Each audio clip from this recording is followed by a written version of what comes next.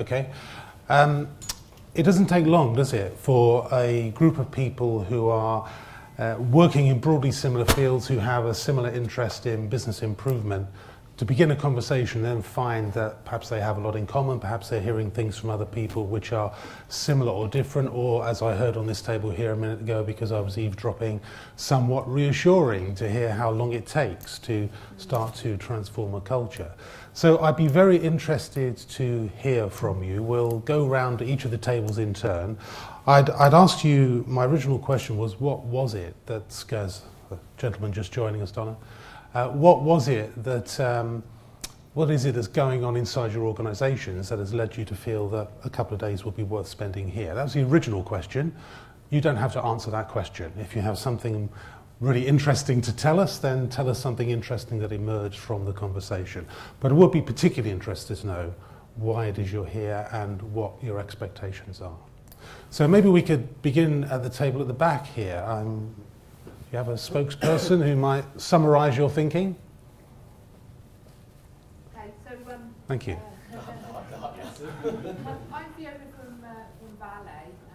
Myself and my colleague Mike and colleague Sam over at that table over there, all based at the nickel refinery in South Wales.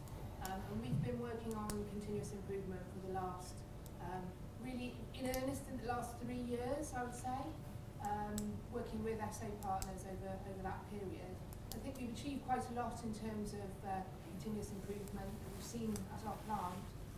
What we really need to focus on now is behaviours and how our people need to behave in a continuous improvement culture. That's something that we've been thinking about over the last 6 months or so. But it's easy to kind of write stuff on the wall and say this is how we want everyone to behave. But what's more difficult is how you ingrain that within your company, your culture, and get people to really believe that. So that's our challenge, I think, at the moment. That's what we're focusing on, and hopefully this will give us some pointers about how we might go about doing that. And how clear are you about what behaviours you're looking for from people? Well, we've got A4 piece of paper posted. Okay, places. so you've got the answer. Yeah. But that's easy, isn't it? But what's more difficult is getting that really ingrained. Well, at one level it's relatively easy to define, but nonetheless it's an important step to have started to think about what it is you're wanting to see. I mean, without that you can't make the next step, so it's an important thing to have done. Anybody else from that table who'd like to offer a point of view? Well, I work with Martin Breen, Scottish Manufacturing Advisory Service, so I'm a bit like yourself, I'm a Lean Six Sigma practitioner across multiple industries. We are in awe of your credentials. As I said to the team here, I mean, I could go from very positive to cultures to verbal abuse with certain clients, you know, right, depending on what industry and what sort of team you've got. So I'm just keen to learn how other people face those challenges and how they get past it. I've got my own way of doing it, which is probably not the best, but I'm keen to see how other people do it. Okay, perfect. So the opportunity to be with a group of people here is going to be particularly helpful. Yeah. I'm sure the rest of you have got interesting things to say, guys. We might spiral back, but let's just go to the table here. Would somebody like to offer a view either about themselves or on behalf of the conversation that you had? I'll speak. Well done. I think certainly from what I've heard in the group, everyone's here for the same reason. We're already on a continuous improvement journey and at different stages, and perhaps all of us getting to the point where we're looking to embed it into the organisation and see how we create that behavioural change in order to do that. Okay. And how clear are people about the types of behaviours and the types of thinking that you're wanting to see? I'm not sure we quite got that far when we were in discussions. Okay, fair enough. It's really just a brief overview of each business really and where they're at in the stage of the journey. So, okay. Sam will probably establish some of the behaviours. I think. So I'm the Sam that Fiona's just referred to. Right, okay, Sam. So yeah, so I work with Fiona and Mike. So for us, as Fiona said, it's just about sort of understanding how do we turn those behaviours we've articulated now as an organisation and actually start to give feedback to to each other on sort of the positive stuff and the developmental side of it. But in a good way, not in a I'm going to discipline you type of way. Well, that's an important distinction. We'll look at some of that later on. But what's your process for offering feedback? So at the moment we're just kicking it off within the management team, because we thought that if we can't get it right as a management team, how can we expect other people to start to give feedback to each other? So we're literally 2 months in, and we've got our first feedback session at the end of this month. So we've been sort of focusing on one particular behaviour, and then we're going to sort of talk about that, of where we've seen good stuff that we've displayed ourselves and where perhaps we need to sort of change for the better. So it's a journey for sure. Okay, but it's a very interesting approach, and it sounds to me as if what you're doing is starting to try to institutionalise behaviour. Yeah, that's it. So it's not a word that's a very nice word, institutionalise. You know, it sounds a bit Orwellian, doesn't it? Sorry? In the DNA of the organisation, rather than just something that's posted on a wall. Yeah, okay, very good. Okay, really interesting. We'll look at some of that as well, give you some examples of that type of activity in other locations as we go through the next couple of days. That's great. Let's just change tables. This table here. Spokesperson, please. I think we're quite a mixed bunch, so there are manufacturing side and the service side. Yep. It's quite interesting that both a manufacturing and a service output, our service sector are looking for the same things. So completely different, backgrounds, completely different aspirations, but both parties looking for the same outcome. Why do you think you're all looking for the same outcome? It's basically looking at what is a sustainable organisation, as opposed to looking for quick wins. Of course there are the quick wins, but looking at something that's sustainable. And then looking at something that is embedded right throughout the organisation.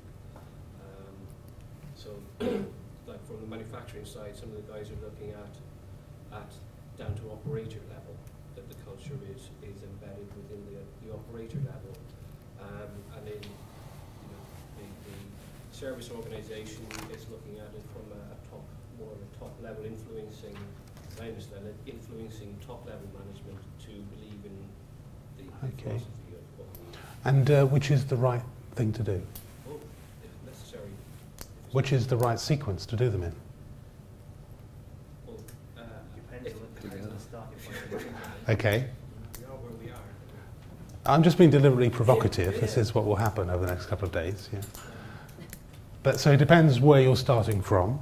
But as a general theme, what should we be doing? Trying to develop the right sort of thinking behaviour bottom up, or the right sort of thinking behaviour top down?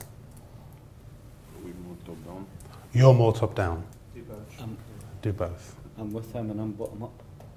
Oh, okay. So in the same organisation, but slightly different. Okay, it's a slightly artificial question, but I'm just interested to see how you're responding. So let's move on. Sorry, before we move on, any other views from that table? No? Okay, very good. So let's go here. We had some newcomers here, so I'm not sure how much time the newcomers had to integrate into the conversation. So I'll look to you three guys to give us the benefit of your wisdom. Well, I appear to be the chosen one, so I'm not. You're the chosen one. Have you all heard this? Wow, we're blessed. Please carry on, chosen one. Yeah. Yeah, we need to. Yeah, I think on that point of view, it's all about trying to go to Gemba, really. This is what this is about today. For our point of view, we do very different things in our own environment, but just to see what else is being achieved elsewhere. What are your way of thinking, in a way? I mean, personally for me, having won Factory of the Year award, I'm not sure I know Max, last year, we're doing Shingo as well, which is 20% tools, 80% behavioural, and we may be the first factory in Europe to win them. Fantastic. So we're very big in the lean culture. Yeah. So what I hear around the table here rings a tune. Okay. But from our point of view, we do our go from here. What I hear on the table as well here is what kind of systems or tools they may want to implement to drive culture. But a lot of the theme seems to be about culture. I guess you can put tools in place, but if the people can't follow you, then you're wasting your time. So it's understanding the mechanics that go behind the scene, really. Okay, very interesting. So there's a lot of experience in the room. The other thing that's becoming clear to me is that we don't have people in this room who are new to lean and just trying to find out how you do 5S, for instance. We've got people in the room who are several years, in many cases, into a process of trying to embed continuous improvement. And some of you being very progressive and very advanced in your thinking, so it'll be very interesting over the next couple of days. How many of you are familiar with Shingo, just out of... so some people, some of you not. Okay, well, I think as a reference point, it's worth taking a look at Shingo. We will make a point of sending you all a link so that you can find it if Googling it is problematic, but it should come up under Google. Would you like to tell us a little bit about Shigeo Shingo? Yeah, I guess, I mean, in one hand, I mean, I didn't seek Shingo. Shingo found us. I think if you do all the right mechanics within your industry, you can really aspire to the tools and techniques of Shingo. But on one hand, it's quite well defined if you want to see a path on how to improve. But what is really good about Shingo in a sense, and that's why it's hard to actually win that prize, they have basically a bronze, silver, and prize. I hope to get bronze. I'd be very happy with that in a sense, but we don't know. It's a very stringent test that you go through, but a lot of it is about culture. So a lot of people do tools and techniques, but in the factory they don't live and breathe it. So as an example, one of our customers is Kellogg's. They do K-Lean. They came to our factory and says, you don't talk about 5S because we do it. So when you get to that kind of level, it's not about the buzzwords that you use, it's does your organization do it? So we do Lean Six Sigma. We've got all our operational heads do it, down to factory floor, 71 people. And it's not about the buzzword, it's about do the people embrace the tools and techniques. So somebody like Shingo, they'll come and turn you over and have a look and speak to your staff. But not so much about the bubbling on now, but not so much about the tools and techniques and the way do you like working for your company. So some of the questions they ask you is, do you like working here? Do you do improvement? Show me. Have you got the structure in place that the directors come and see you on the shop floor? All that kind of thing, and not sitting up in the office and just directing from the top. But are you a team? So it's a different platform for me, and that's why I went for it with classes to different places. So that's a little bit about Shingo. Thank you for your babbling on. It was very coherent. Thank you very much.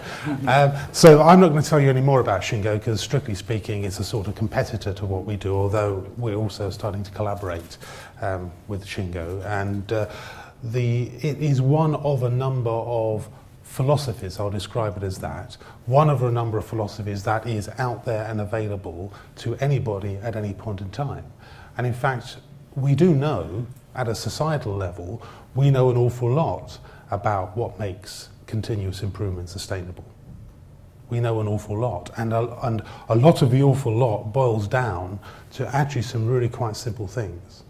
And so what we'll do over the course of today and tomorrow is to try to be clear about what those few simple things are. Okay?